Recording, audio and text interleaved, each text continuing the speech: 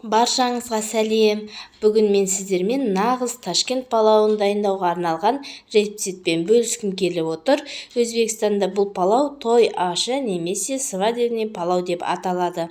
Бұл өте әдемі палау, ол тек үйлену тойына ғана емес, сонымен қатар туған күндерге де беріледі және кез келген мерекеде бұл палау сіздің үстеліңізді безендіреді.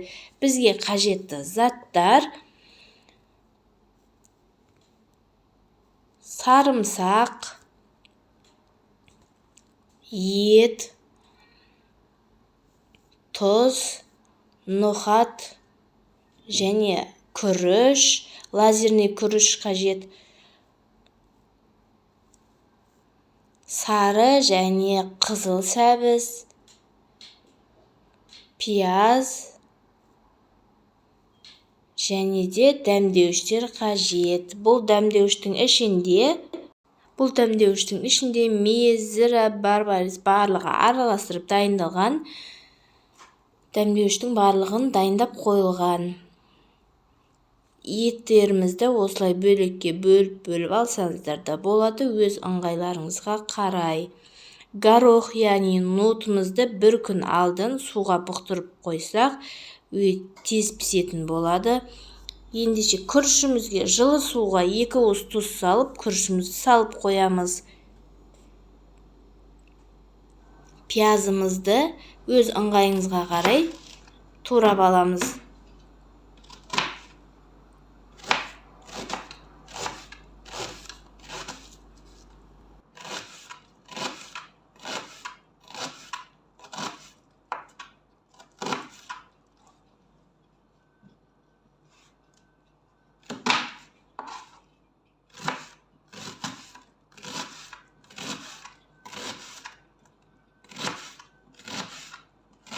Piyazımızды турап болдық. Келесі қызыл сәбізімізді тураймыз. Сопақша етіп турап аламыз. Қызыл сәбізді қатты көп қосудың қажеті жоқ. Бұл тамаққа вид беру үшін қосылады. Палауға сары сәбізді қоссаңыздар, палауларыңыз өте дәмді болып шығады. Сары сәбізіміз сочный болады.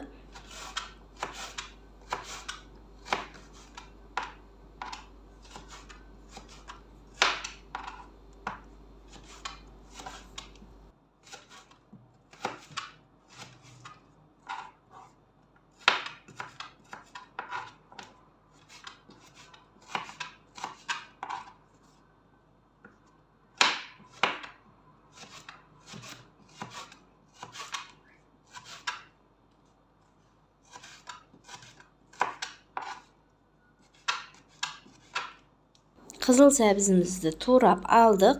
Енді келесі сары сәбізімізді дәл қызыл сәбіз секілді етіп, сопақ етіп турап аламыз.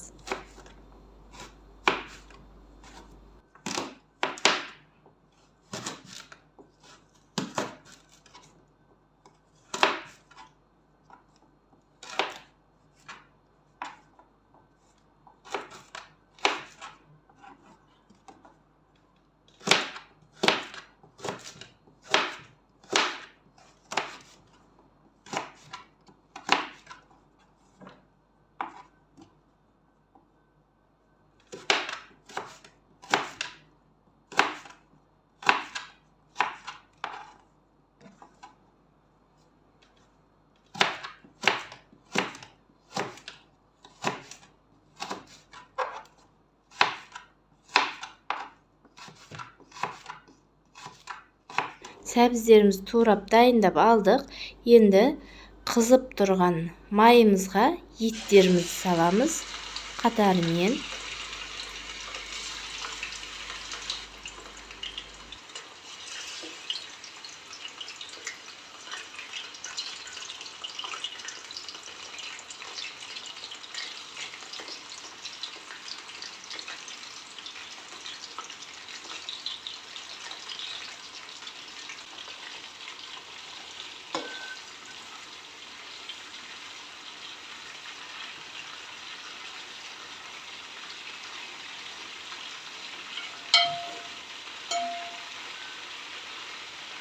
Етіміздің үстіне Сразу piyazımızды салатын боламыз.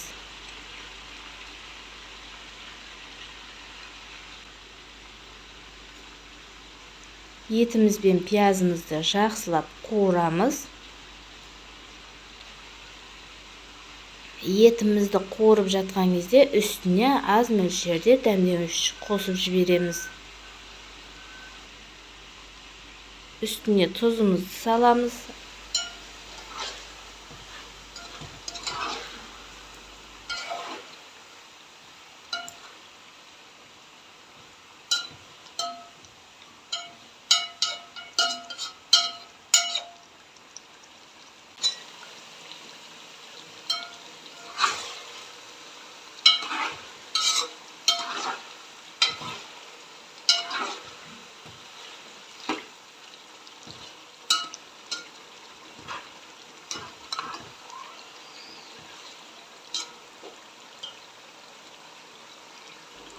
Жақсылап қуырып алдық. Üstüne қызыл сәбізімізді орнатып шығамыз.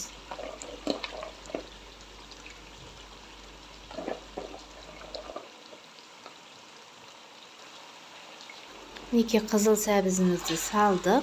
Енді қатты көп қуырудың қажеті жоқ қызыл сәбізді. Bir 5 minut қуырып алсақ жеткілікті.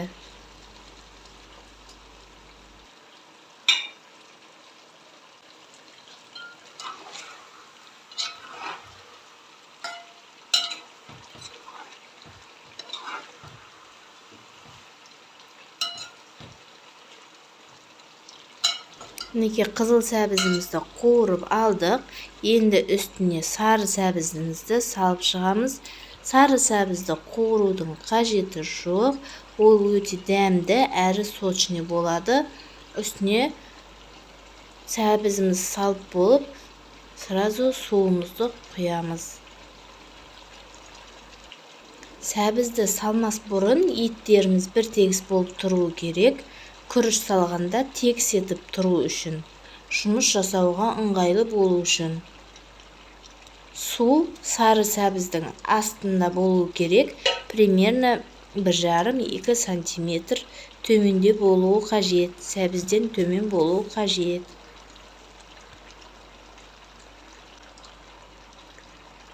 Сәбізімізді тегіс етіп орнаттық. Енді горохымызды, яғни нутымызды салып, үстіне осылай кесемен жабамыз. Сонда өз буы өзіне түсіп, нутымыз жұмсақ болып пісетін болады. Дәмдеуіштерімізді айналасына жақсылап салып шығамыз.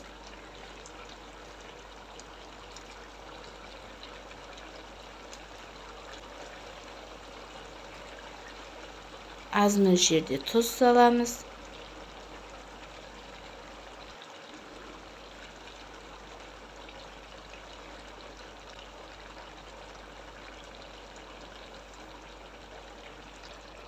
Неке енді суымызды құямыз.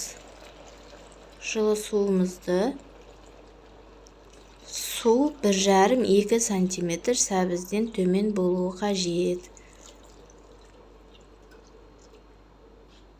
2 сарымсағымызды орнатып,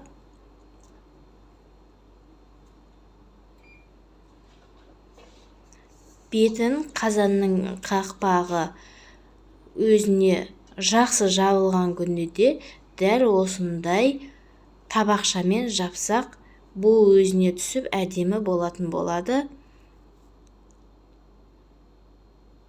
Мінекей біздің суымыз өте әдемі қайнап жатыр. Енді кесемізді ақырын байқап алып, қолдарыңызды күйдіріп алмаңыздар. Нутымызды көретін боламыз. Егер нутымыз жұмсақ болса, онда күрішімізді салуға болады.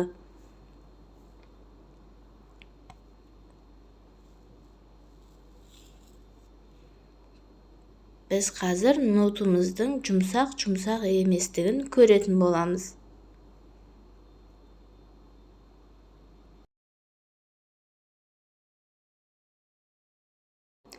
Біздің нутымыз жұмсарыпты. Енді сарымсақтарды алып қоямыз.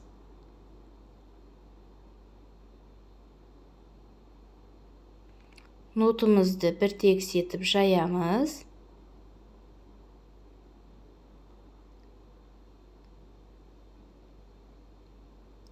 Күрішіміздің суын төгіп, күрішті дәл ортасына саламыз.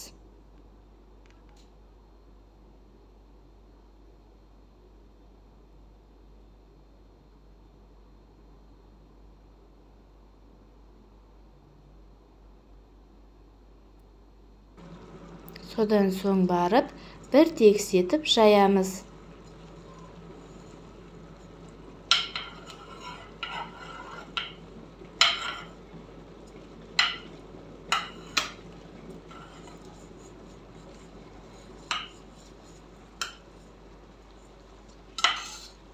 Bir tekis етіп жайып болғаннан кейін бетін жауып қоямыз. Біраз уақыт өткеннен соң осылай үңгіршек жасап шығамыз. Бұл үңгіршек, яғни тесіктерді артық суы тартылу үшін жасалынады.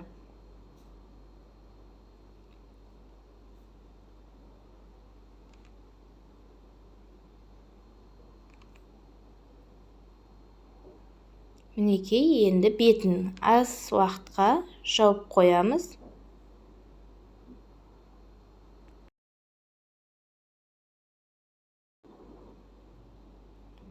Мінекей, енді күрішімізді ортасына жинайтын боламыз. Күрішті дәл осы видеода көрсетілгендей араластыру қажет, сонда шашылып тұратын болады.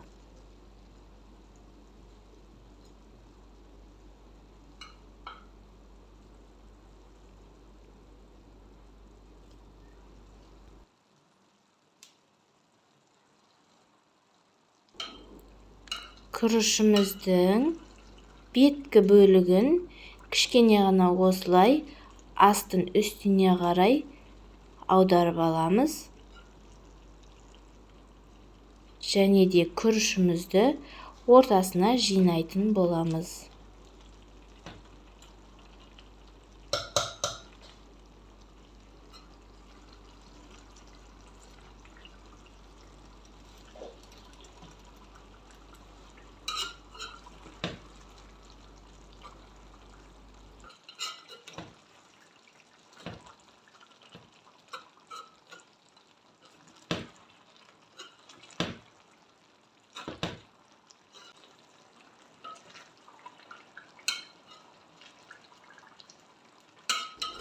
Мінекей, күрішімізді ортасына жинадық. Енді қайтадан үңгіршек, яғни тесік жасап шығамыз.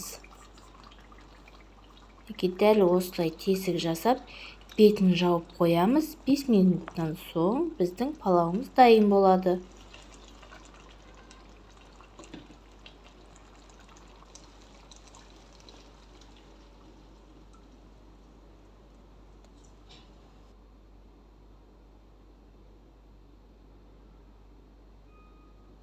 Мінекей, біздің палауымыз дайын.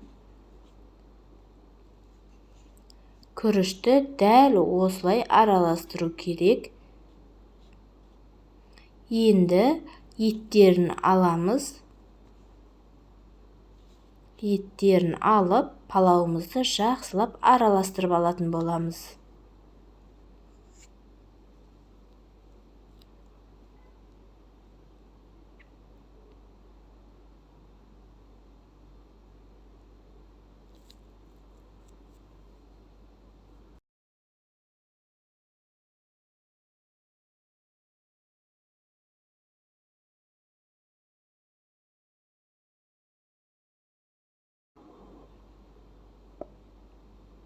Мінекей, біздің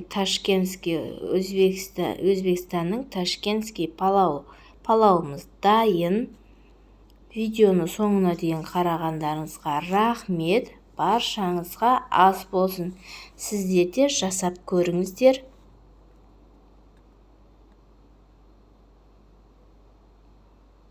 Сау болыңыздар.